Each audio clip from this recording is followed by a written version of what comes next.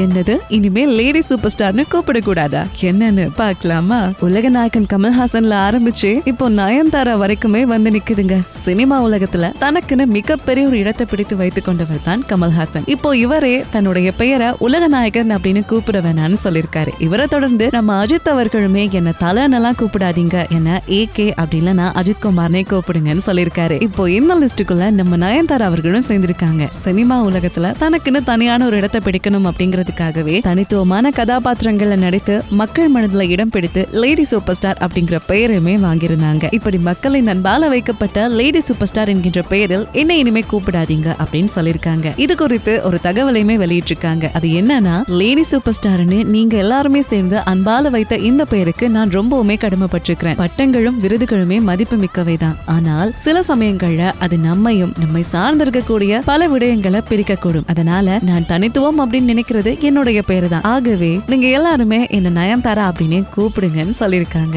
இப்படி சினிமா உலகத்துல இருக்கக்கூடிய எல்லாருமே தனக்கு கிடைத்திருக்கக்கூடிய பட்டங்களை நிராகரிச்சுட்டு இருக்கிறாங்க. இத பற்றி நீங்க என்ன நினைக்கிறீங்க அப்படிங்கறத கமெண்ட்ல சொல்லுங்க.